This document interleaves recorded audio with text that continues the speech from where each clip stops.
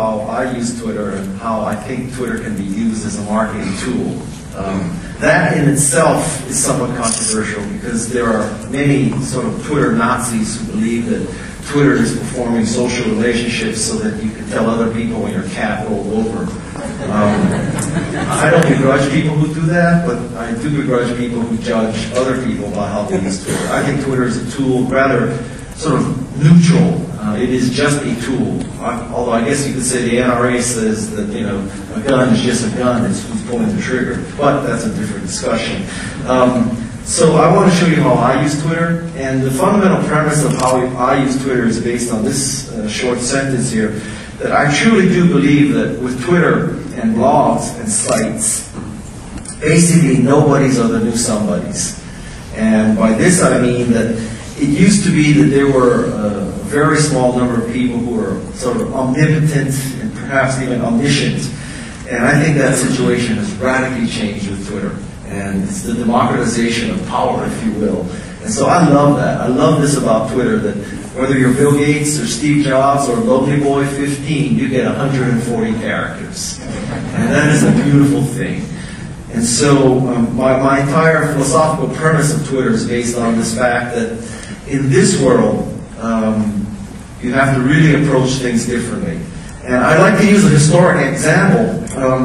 There used to be an ice harvesting business. Let's call this Ice 1.0. And in the 1800s, believe it or not, there was an ice harvesting industry in the northeastern part of the United States where Bubba and Junior would go to frozen lakes and ponds and cut blocks of ice. In 1900, something like 10 million blocks of ice were shipped. And so it was a big business.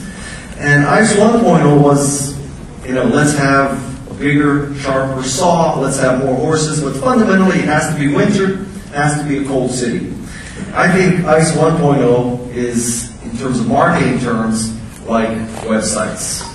In the history of online marketing, ice harvesters equals websites. That was the first permutation. Ice 2.0 was, now you had ice factories. Big technological breakthrough. Now you could freeze water in any city, any time of year. That is significantly better than having to be in winter in the northeastern part of the United States. And in the online marketing world, I think that the version 2 was the blog. Now anybody could write a blog. And this democratized things a lot, right? Because while anybody could create a website, it was a non-trivial task to learn HTML and figure out the hosting and do all that kind of stuff. But blogging made it that much easier. Now you just went to Blogger or you went to TypePad, you signed up, maybe you even paid $10 a month, but boom, you were in business. That's Ice 2.0. Ice 3.0 was the refrigerator curve. The refrigerator curve meant that instead of having to go to the ice factory or the ice man delivering ice to your house, now you have your own PC, your own personal chiller.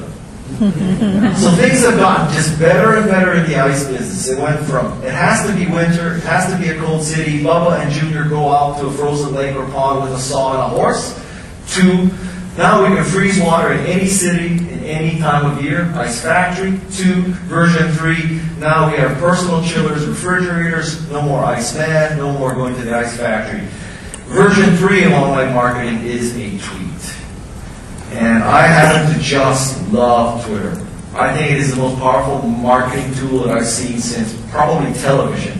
Of course, in television, there's a significant disadvantage in that, yes, you can reach millions of people, but you sort of have to pay millions of dollars. And with Twitter, you can reach millions of people, at least hundreds of thousands of people, and it's free. And that's just more democratization of marketing. I just love the democratization process. So that's sort of the philosophical underpinning. Now, lesson number 1 that I've learned is you need to forget the A-list. The A-list is vastly overrated. And I tell you this as someone who many people consider part of the A-list, myself. I think the A-list is overrated. This sort of mafia of people who have the most popular blogs and who have the most followers and all that. And, you know, if you could just suck up to them, and then they'll write about you or blog about you, and that'll make your company. I think that's bullshit. Let me sit down here. Basically, I think that, you know, marketing has largely been something a trickle-down philosophy. That if you could get Walt Mossberg or John Markoff or Paris Swisher or Michael Arrington or Jason Calacanis or Dave Weiner or Robert Scoble or Guy Kawasaki to write about you, because they have more eyeballs, they have more fame, they have more power, they have more something, that if you could just suck up to them and they write about you, their wisdom will trickle down to the masses and it'll make your company. And I do not at all believe that theory anymore. I think that the mental model you should use is that instead of trickling down, we should be bubbling up. And bubbling up means that you really don't know who the best evangelist will be for your product or service. And the beauty of Twitter is that you can find these people, or actually more accurately, these people can find you. So my first recommendation is pretty much forget the A-list. I'm not saying you should ignore the A-list. You should still try to get into TechCrunch and GigaOM and Engadget and Boing Boing and all the good stuff. Don't get me wrong. But fundamentally, I think what will make your company over the long period is not the A-list, not that big burst where TechCrunch sends 60,000 visitors to you in the first day. Because by day 3, you'll be back to your old traffic level. It is who in the community, the person that you don't know of, that doesn't have any famous name, doesn't have a big platform, but loves what you do and embraces what you do, bubbles up for you, and then becomes your evangelist. Twitter is all about finding these people. So, my first thought for you is, I don't know if you should forget the A-list, but don't just focus on the A-list. And that leads me right to step number 2, defocus. Defocus. You know, Chairman Mao had a saying, let 100 flowers blossom. It's not clear to me that he fully implemented that theory. But I think that in the Twitter world, in the blogging world, in the social media world, you truly don't know who will be your most useful follower. And there are many studies that say that, rather than these top dogs, it's always some person that you never heard of who will carry the battle forward for you. And the beauty of Twitter is that now you have much more probability of finding that person. So that's defocusing. Step number 3, and this is where we're starting to get into some controversy here. I believe that Twitter is a numbers game, and that you need to get lots of followers. Because if you want things to bubble up, you want more bubbles happening. I mean, you want more places, you want more swamps, if you will. You want more places where people can find you and talk about you and send the message up. And so part of my theory is that you need to get a lot of followers. Now, this is controversial because some people believe that rather than getting a lot of followers, you need people who are intense with you, that really understand you, that you're swapping spit with, that you interact with, that you know personally. And honestly, I just don't buy that. I think it is a game of big numbers. So, can I give you some tips about what I think you should do to get big numbers? And for this, I'm going to switch now to Firefox. So, the first thing I'd like to show you is not that screen. The first concept I want to discuss with you is whether you should automatically follow everyone who follows you. And when I am very late to Twitter. I started on Twitter in September of 2007. And one of the people who got me into Twitter are really 2. Dave Weiner was pounding on me to get into Twitter, and Laura Fitton at Pistachio was pounding on me to get into Twitter. And it really happened in September of 2007 at Nomex in Seattle, Chris Perillo's thing, where I stood on a stage, I gave a speech, and I said, I just don't understand Twitter. Now, why do I care if Lonely Boy 15's cat rolled over? Why do I care if Joe Schmo says that the line at Starbucks is long? I just don't understand that. And I think that's the initial reaction to many people for Twitter. But after a month or so, you kind of get what's happening. And Robert Scoble, who was one of the first people who talked to me about Twitter, told me, Guy, one thing you really need to do if you want to get Twitter is you have to automatically follow anybody who follows you. And so I have adopted that practice. I use a tool called Social 2, and so it monitors whoever's following me, I auto-follow. And the reason why I do this is twofold. One is, I think it's inherently arrogant, and you may find this difficult to believe, but I hate arrogance. I think it's inherently arrogant if you think that you believe you are worth following, but the person following you is not worth you following.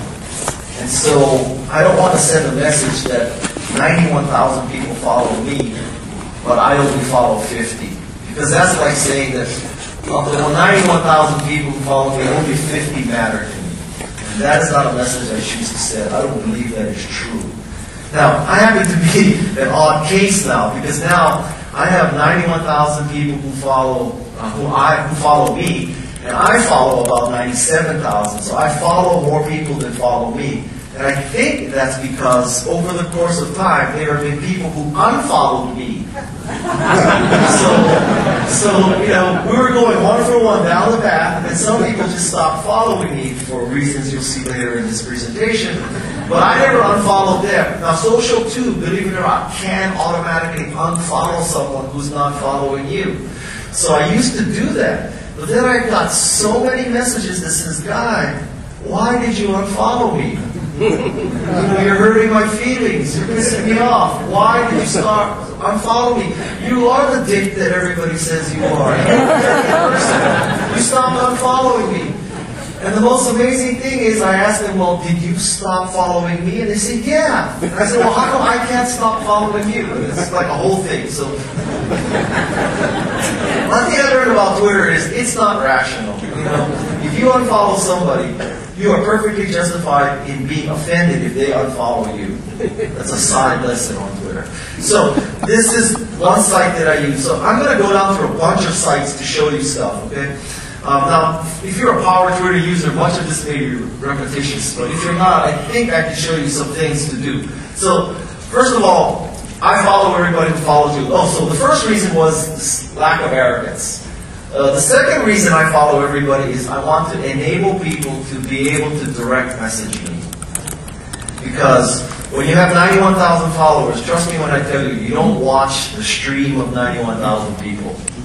I only deal with ads and directs. And so I think that if I follow everybody, more people can direct me, which it means that I'm more open to communication, not less. So that's the two reasons. It's the message about arrogance and the fact that I want to enable people to direct message me. So that's step number one in getting more followers. I think step number two is the perspective of, you know, what is the goal? And how do you measure what you're doing? And to me, the best way you can measure the quality of your tweets is how often you are retweeted. And the site that I use to measure retweeting is Retweetist. So this is kind of my scorecard. And so I check this site probably 5 or 10 times a day because I have this contest with my buddy Pete Cashmore at Mashable. And he's in Scotland and I'm in Silicon Valley, and it's mano a mano. It's who can get the most retweets a day. And so right now I'm beating him because I stacked the deck last night, but that's a whole different discussion. Believe me, this is a whole other conversation. I have people who help me find stuff and tweet for me. And apparently that's this big scandal right now. I don't know why. I mean, it seems to me that either your tweets are good or not. But anyway, so I asked these people who are helping me do a lot of good stuff tonight. So in the morning when I demo this page, I can be number one. Sure enough, I am. So, you know, they used to say that imitation is the sincerest form of flattery. I'll tell you that retweeting is the sincerest form of flattery. So if there's a score that you should want to keep, I don't think it's so much the number of followers as how many people are retweeting you. Because when somebody retweets you, they really have made a conscious decision that they like what you've done. I don't know a more powerful way you can do that. Now, I suppose there are ways to game the system where you retweet yourself. I've heard of that being done. It never occurred to me. I would not stoop that low. I can stoop pretty low, but that's too low for me. So if you ever see me on top of this list, it's because people have really retweeted me. I have not retweeted myself. But the message here is that consider the retweet, the number of retweets, as a most important measure. More important, indeed, than the number of followers. Because I think that the number of followers is just meaning less and less these days. Seriously. And I'll show you why. So over here at Twitter Counter, this is the 100 most followed people. And you can see that CNN has 622,000 people. And they gained 20,000 yesterday. Can you imagine that, getting 20,000 followers in a day? Barack Obama, who hardly ever tweets, he's done 264 tweets ever, got 11,000 yesterday. So I don't know what the number of followers mean anymore because of this convention here. What Twitter did is they created Twitter suggestions. And so this is a page where when you're a new Twitter user, they give you this whole scrolling box of people they suggest you follow. And so, believe me, if you're in this list, you are at a significant advantage. This is how you get 10,000 followers a day. And for the life of me, I cannot figure out how you get into this box. You know, Pat Massery, I mean, she looks like a lovely person, very smart, CTO of Cisco. How is she one of the most important people to follow on Twitter? I don't know, maybe she is. Tony Hawk, I can understand. He's a celebrity. I don't even know who some of these people are. Abe Googler? You know, P. Diddy, Perez Hilton, my God, what has the world come to? And so, Ryan Seacrest, I mean, these are people. Now, here's a very interesting thing. I bet you if you map these people to the number of retweets, it would be inversely related. You know, so that there's an issue of the quality of these people. They clearly have a lot of followers. So that's why I think you should focus now. There's another way. If you don't want to just look at the counter, yesterday I found a site where you put in your screen name and then it tells you the size of your penis based on. See, so now.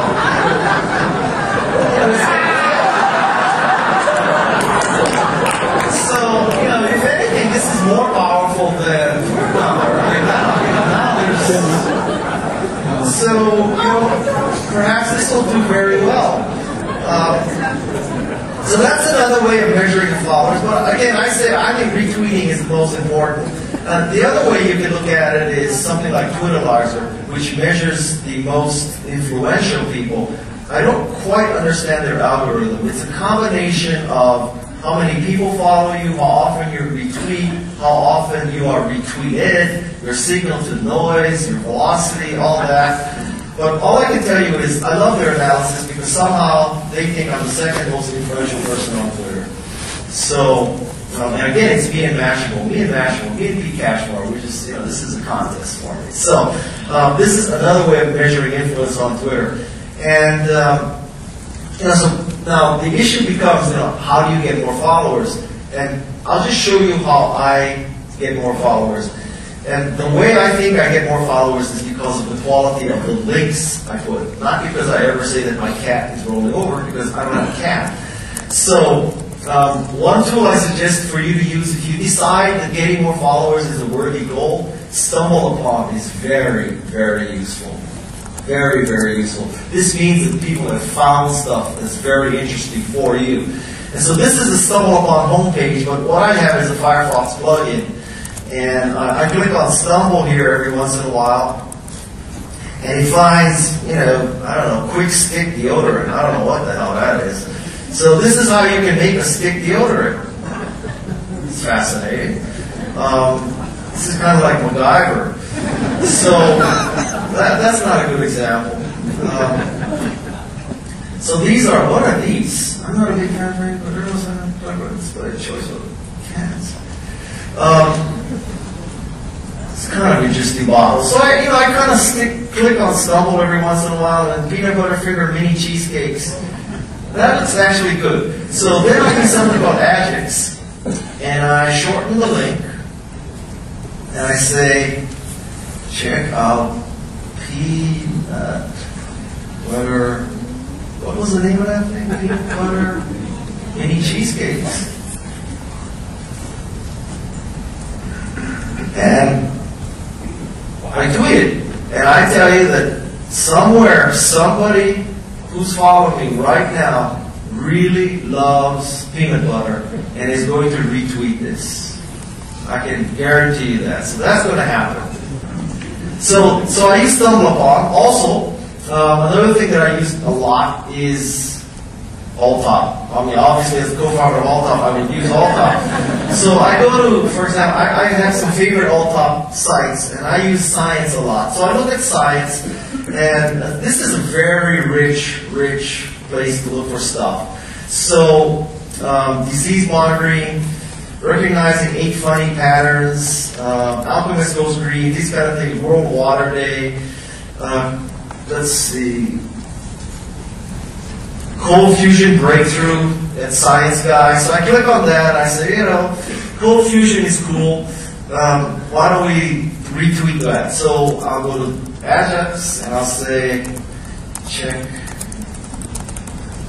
out the latest cold fusion, and I'll tweet that. So literally, I sit in my computer doing that all day. I look at interesting stuff, and so life is good, So sometimes I go to design, and here's where you can find some really cool stuff, like hats made by Salima, and every once in a while you see something really cool. And this is kind of cool, so I would tweet that, and somebody who loves hats would retweet it. So basically, I'm telling you that I think the key to finding more followers is finding interesting stuff to tweet.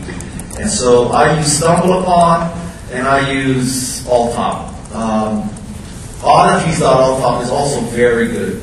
So people love to click on odd-looking stuff, and like lightning bolts form the nostrils.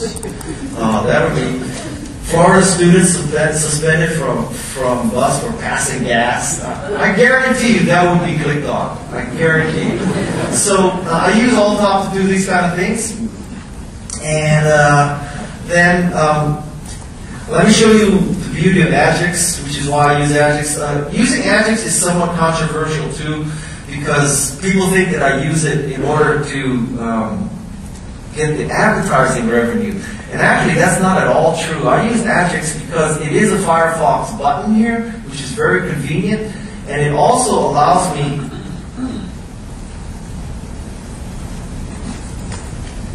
to track my links. Now, you're going to see a disturbing thing. I'm just going to point this out to you. So now, somebody out there in this audience is saying, oh my God, guy's making money with Ajax. He's spamming us with links in his Ajax.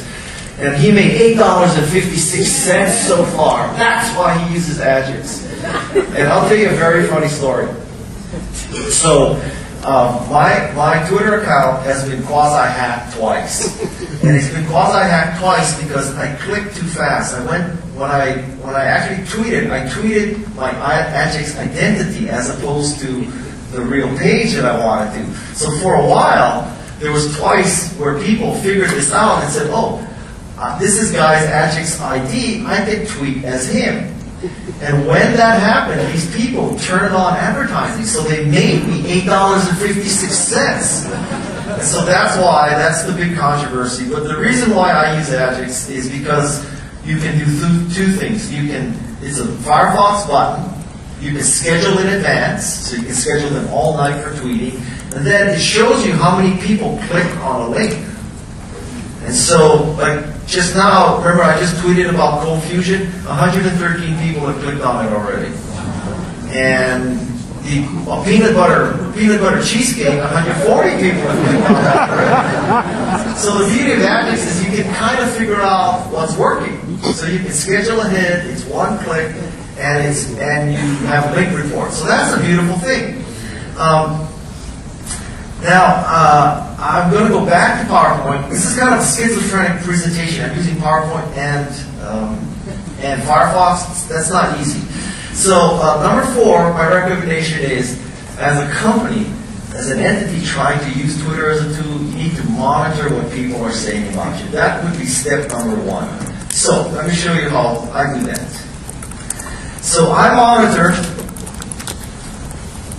I have a dedicated search, a search.twitter, that's looking for my name, Guy Kawasaki, or the or has to be caps, that's how it knows it's an or condition.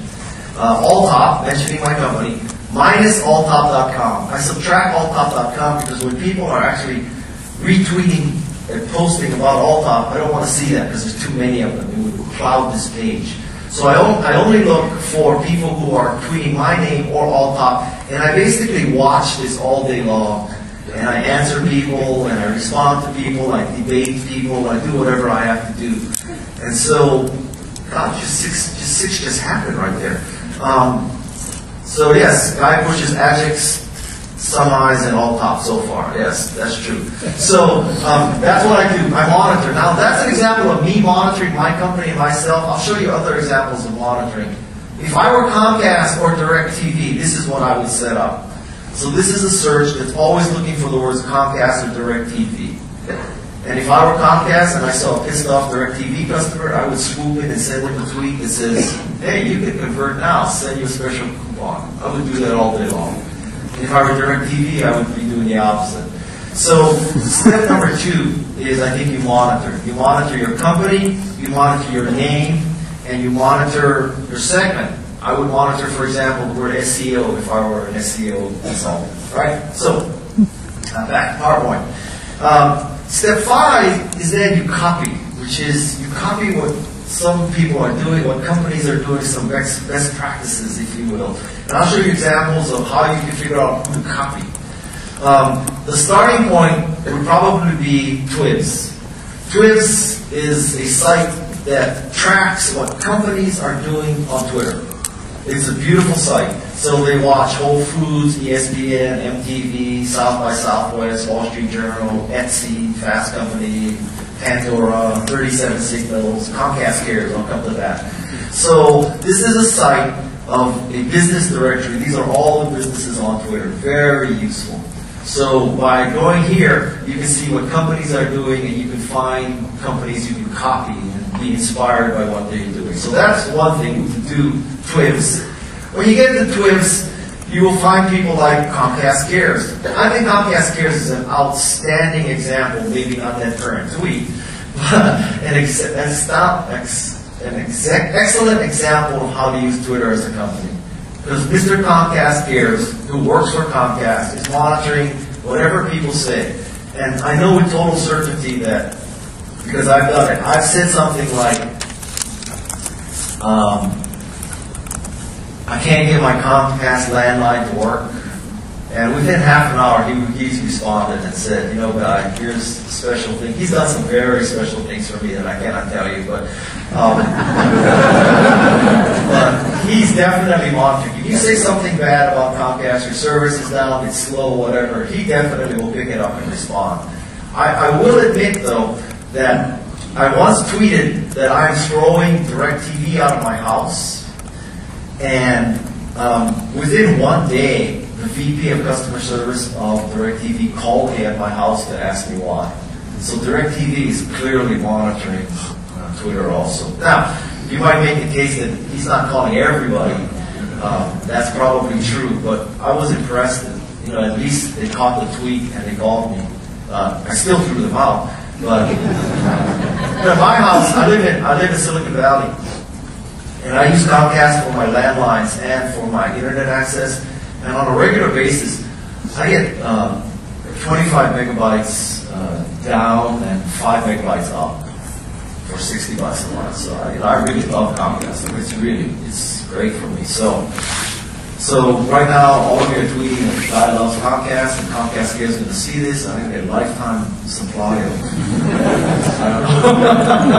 free Comcast T-shirts or something. So that's one company to watch. What Comcast Cares does. Another is JetBlue Airways. I think they do a good job too. You know, it's interesting that these people are obviously not the CEO. They're not always towing the company line.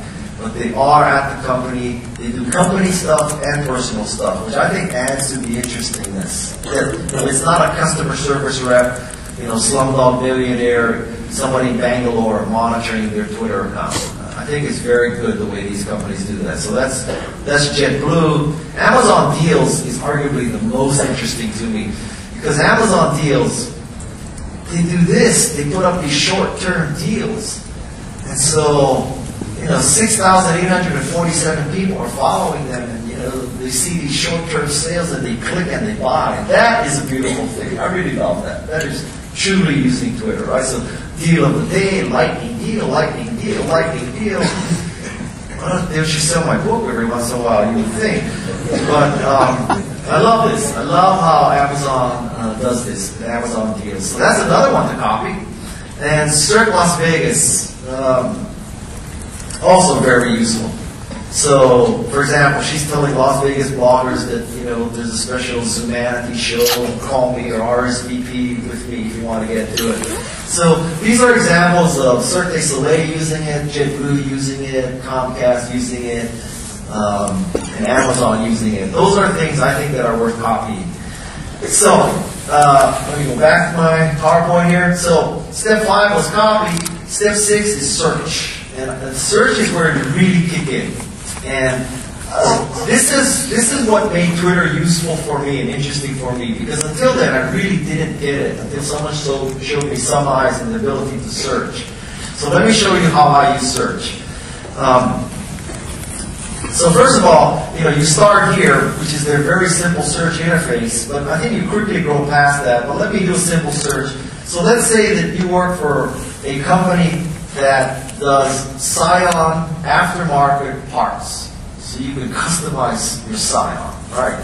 So that person could have an ongoing search for Scion and just monitor what people are saying about Scion all the time. And every once in a while you see a person who says, do you know where I can get some custom parts for Scion? I would tweet that person if I were them. I would just go in and say, yes, we are a supplier of Scion. So that's a simple search. I think things get more interesting when you start using an advanced search, because now you can have all these ors and ands, and you can have places near this place. You can put in a zip code here and say within 15 miles, who's looking for Scion parts? I'll show you something like that. So when you get an advanced search, this is an advanced search for anybody who's mentioned Scion within 100 miles of this zip code. Now that is getting useful, right? Because if you're a coffee shop and you search for the word coffee or cappuccino within a mile of your coffee shop, or if you are a muffler shop, you search for the word muffler within 50 miles of your muffler shop. Very interesting. Now it's getting interesting. You can see how you can use this for direct marketing. And I'll show you another search. This is if you're SEO consultant. So this is anyone who's mentioned the word SEO within 100 miles of 10019, this zip code. That is getting interesting. You can make the case that this is a very rich vein for biz dev, because these people are talking about SEO, they're close to you, they might be looking for an SEO consultant. Wow, that's getting interesting. I talked to a person at another conference, and he says that he searches for the words great job on Twitter, and he responds to those people and says, a lot of people say, I need a brake job for a 67 Camaro. People respond to them saying, tell us the model, the make, and all that, and I'll give you a quote. And he says he closes 1 out of 10 tweets like that with a deal. And I am amazed. If he does it, more power to him, but I just think that shows the power of Twitter. So that's kind of search. I'll go back here. The next step is, number 7, is really to use the right tools. So I'm going to show you some of the tools, or most of the tools that I use for Twitter. So the first thing that I use is TweetDeck. Right? So this is the TweetDeck homepage. I'll actually show you what my TweetDeck looks like. This is how I view TweetDeck. And I see many people. How many of you use TweetDeck? So TweetDeck is very, very useful because you get these panes. In the first column is all the direct messages to me, which could be embarrassing, me just putting this up right now. In the second column is that search by Kawasaki or Alt-Top. The same search that I did in Some Eyes. I really don't use the web interface. I use TweetDeck, or what I'm going to show you next. So this is all the time that I'm looking for my name or Alt-Top. And then the third one is I created a pane just to search for SEO, right? So the way you create a search in TweetDeck is you click on the magnifying glass and you say, let's search for the string peanut butter.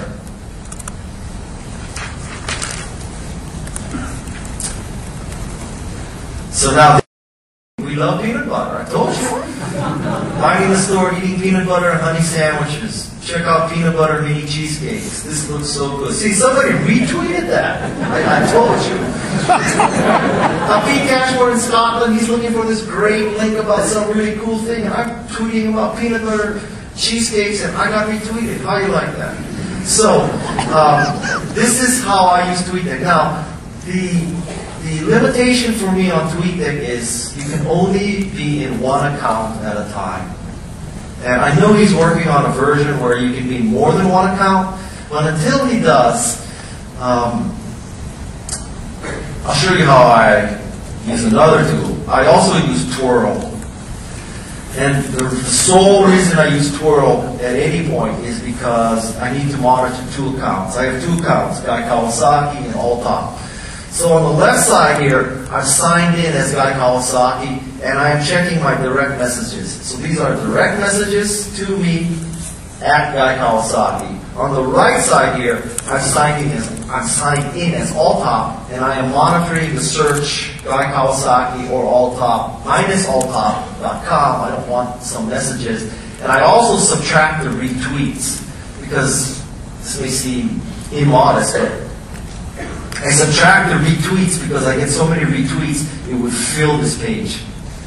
So that's why I do a minus retweet. There's a whole logic here. It's very powerful. You know, this OR condition, you subtract anything with alltop.com and you subtract anything with the word art, the letters RT in it. So it sort of narrows your focus for you.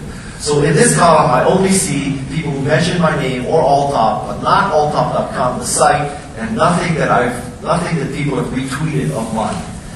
So this is the reason why I have two windows open here is because there are many things that are the result of this search, the Guy Kawasaki or Alltop, that I would rather answer as at Alltop than as at Guy Kawasaki.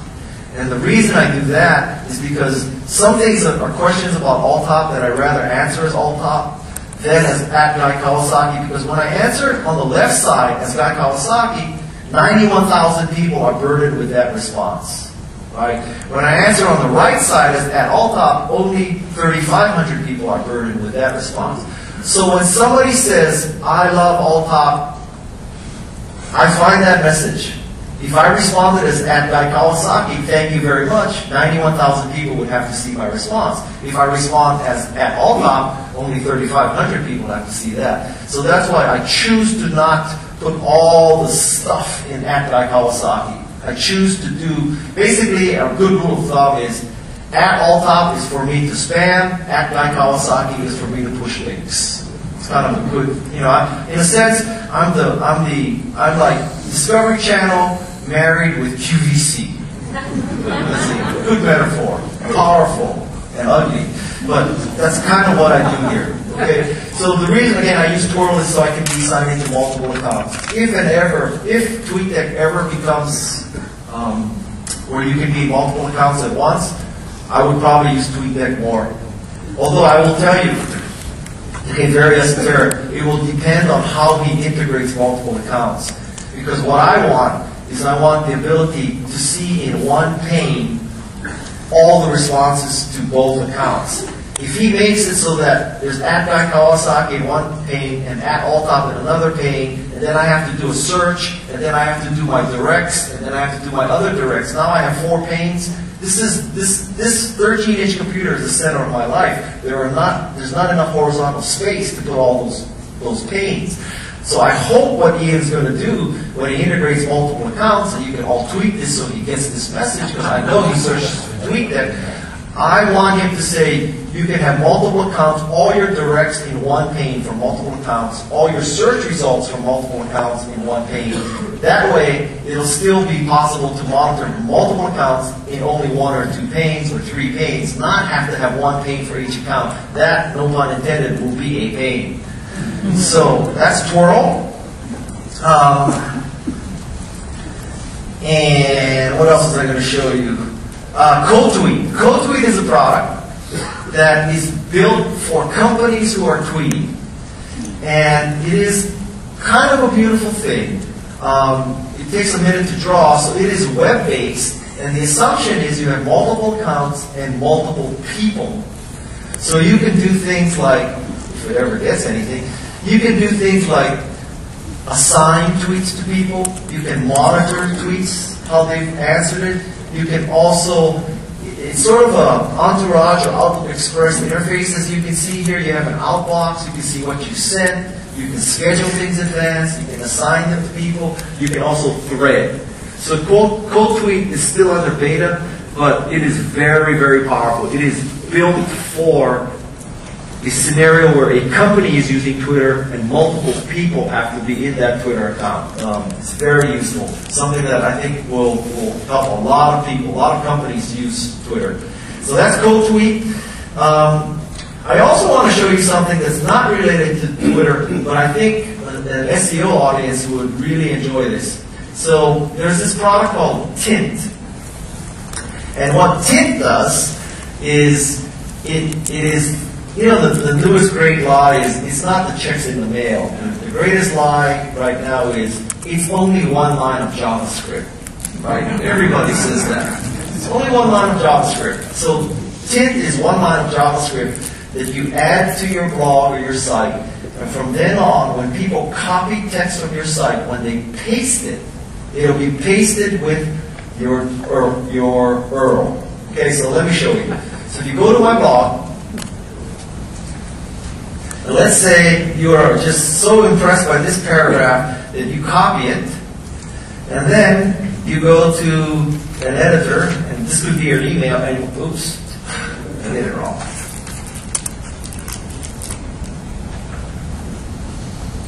I'm going to be embarrassed if it doesn't work. Okay, so you copy text and you paste it. Notice that when I pasted it, it came in with this. So that's what Tint does. It allows you, it automatically makes people, when they copy and paste text, they paste it with the link to the original source. So this means if you send an email to say, hey, you know, according to Joe Blow, you should use 10 slides in 20 minutes with 30-point font, copy that paragraph, paste it, send it to somebody, that somebody gets the paragraph plus this sentence about how they can go back to the original source. And that is a beautiful thing.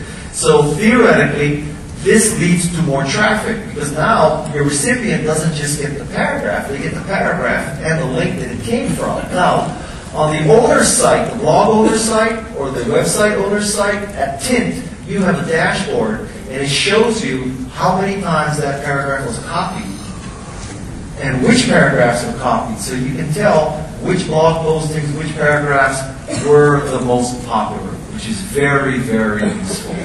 So, there's nothing to do with Twitter, I just thought I'd show you that because I think it's very useful. So that's Tint.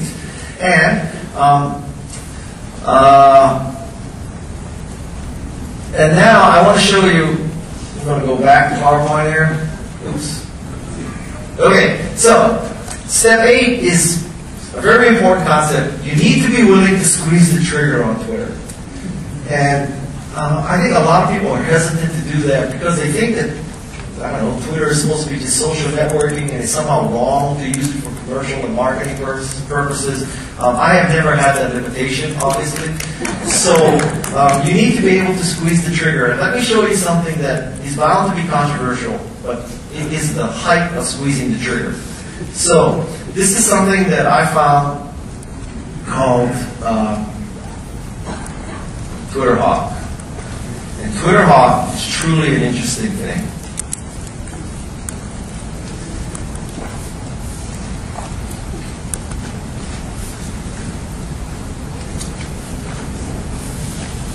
Okay, so with Twitter Hawk, you can set up searches. And then these searches will automatically generate tweets that respond to them. There are two settings here. You can have it automatically send a tweet, or you can manually approve every tweet. Now, what should be going through your mind is ultimate spamming tool. Right? And let me tell you the limitations here. First of all, it costs a nickel each to send one of these. Okay? And I'll tell you how that price point was arrived at. That's what StumbleUpon charges you to stumble, a nickel. Okay? So it costs you a nickel. That's number one. Number two, he has blacklisted words. So for example, you can't say every time you found the word the, send a tweet. Right? Because everybody has the in a tweet, and if you search for the word the, you would find every tweet. So even if you're willing to pay a nickel every time, he's blacklisted words like the. And the way I use it is I have these searches. I'll give you an example of a search. I search for the string Britney Spears. Okay? Whenever I see the word Britney Spears, I draft a tweet that says, check out this site dedicated to Britney. BritneySpears.alltop. Believe it or not, Alltop has a site dedicated to Britney Spears. And I check every 15 minutes, and I confirm first, which means I don't automatically let it get sent. I'll show you some more. I search for the word hockey. Whenever I find the word hockey, I send a message that says, I saw you mention hockey. I love hockey, and build hockey.alltop. Check this too. So that's what I'm doing. I'm looking for these keywords so that I can drive traffic to Alltop. And now the Twitter community is going crazy. He's saying, guy is a spammer, guy is doing this wrong, guy is, what a dick. I know this is just happening right now all over Twitter. I know it's happening, but tough. I can deal with it. So another thing I search for is Fashion Week. So I look for the string Fashion Week or the string Fashion Space Week. And then I send those people to fashion.alltop. So this is a way of automatically generating tweets to people who have expressed interest in the subject. So that's how you create the search. And then in my send queue, I have chosen to automatically approve, to manually approve these. And the reason why I do this is, let's take an example of Britney Spears. TwitterHawk will find something like, I think Britney Spears and all celebrities are insipid waste of time. I would never, ever want to attend a Britney Spears concert. Let's just say that tweet occurred, right? So TwitterHawk is looking for the word Britney Spears and finds that tweet. If I had set it to automatic, that person would get a message from me saying, I saw you mention Britney Spears, you'd love Britney Spears.alltop. Probably not the right tweet to send, So that's why it's placed in a queue for me, and here's one for example. The Montreal show rocked, can't wait to see it again, May 5th. I was so excited to hear you sing every time. So then I say, yeah, that person is a Britney Spears fan, send now. So now that person got a tweet from me saying, hey, BritneySpears.alltop is something for you. And if you look down here, this is a lot of Britney Spears action. So all these people are writing about hockey. Japan won the WBC today. I found out BSU's third string goalie Eric Kurabuchi will be the rep. Team Japan 09 hockey, women's world hockey champ. I don't know, she'd probably be interested in hockey.alltop, so I said no.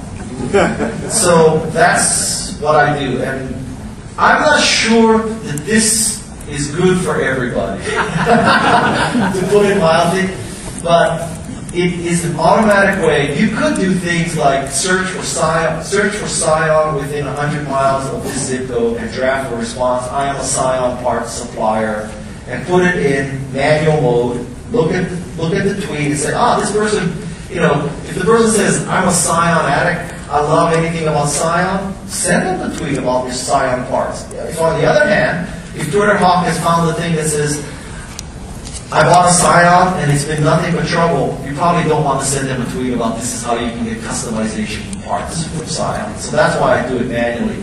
The other thing that TwitterHawk does is it records that you sent a tweet to that person about that subject, so you'll never send it twice. Right? Because if Trixie16 writes every day about Britney Spears, I don't want to send her a tweet telling her to go to BritneySpears.alltop every day. I just want to send it to her once. And TwitterHawk manages that. They make sure that she doesn't get the same tweet again. So that's squeezing the trigger. Number 9 here is to make it easy to share. And I'll show you 2 ways that I think you should make it easy to share on Twitter. First, you go to an all-top site, like Obama.alltop, where we monitor Obama news. This button here, share this on Twitter. People click on this button, and we draft a tweet for them that says, pretty good stuff about Obama at http://obama.alltop. So you click on that, and now you've just sent it to all your followers. So the key here is that,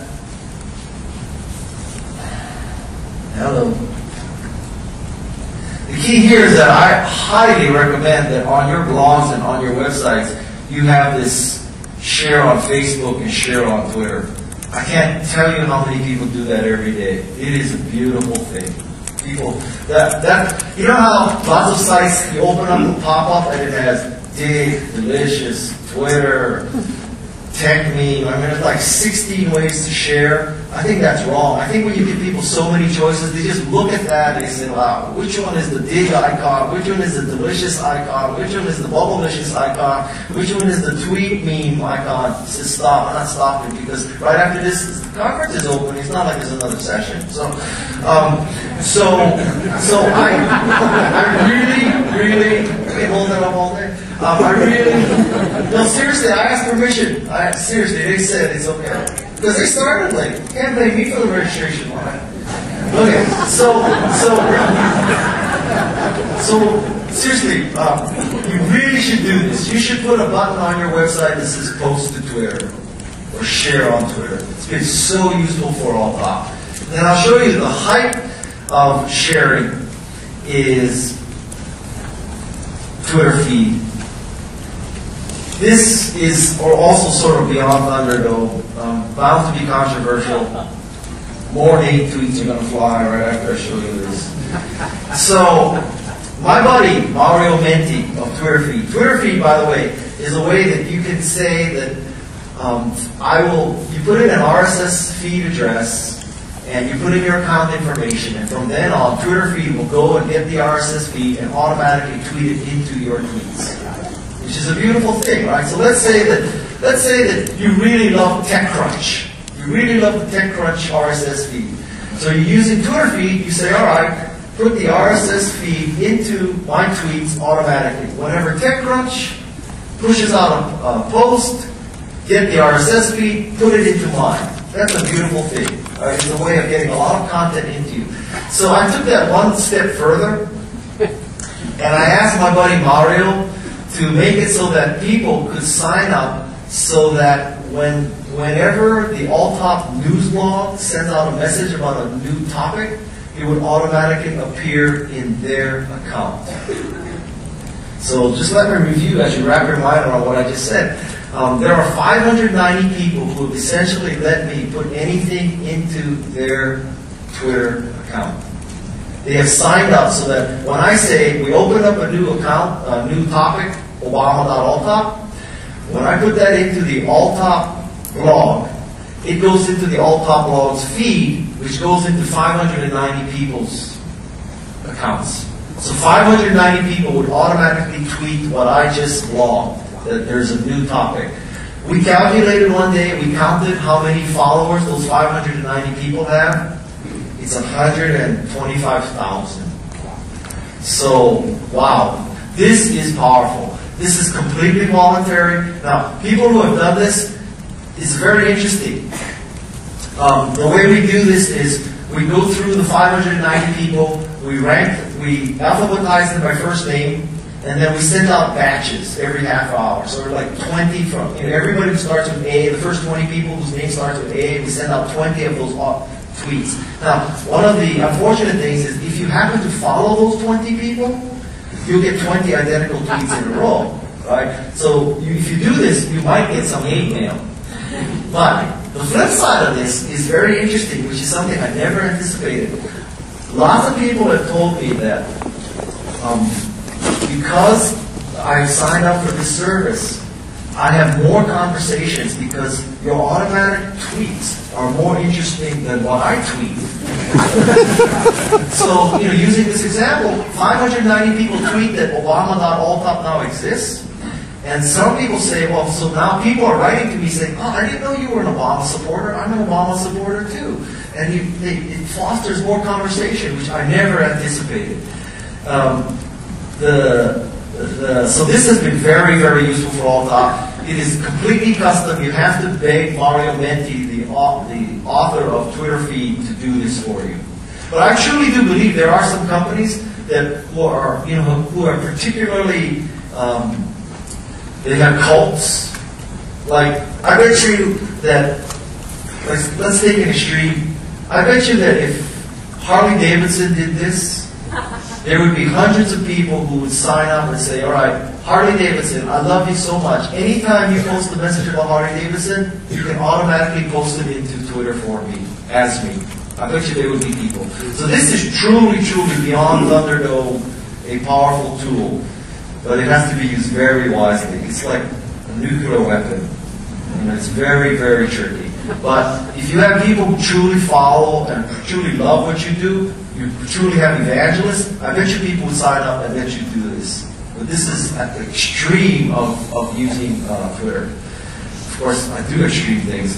And then the last thing I want to talk about is number 10, which is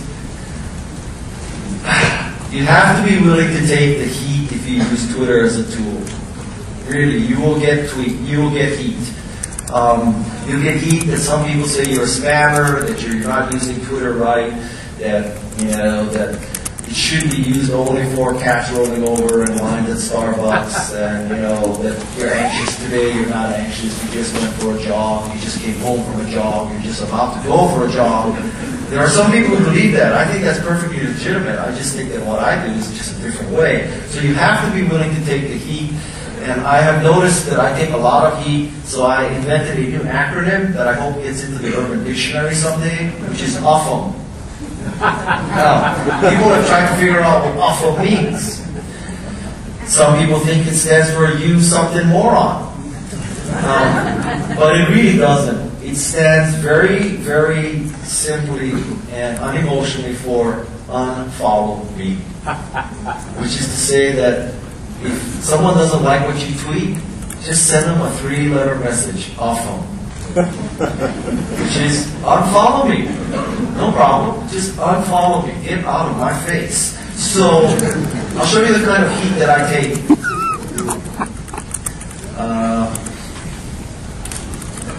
So this is a search for the string Guy Kawasaki Spammer. So this is all the people who are complaining about me as a spammer. And, my sort of take on spamming is that if I do it, it's clever marketing. If it's done to me, it's spam. So, not situational ethics, but that's kind of my attitude. So, this is overall how I think you can use Twitter as a weapon. If you'd like a copy of this presentation, I'll also be happy to give you all the bookmarks, because I used a ton of bookmarks. It took me hours to get all those bookmarks together, think of the scenario. I'll be happy to send you the bookmark list, or a PDF of this presentation is gina@garage.com. The slides are done by Duarte Design. So, to sort of summarize, I truly do love Twitter.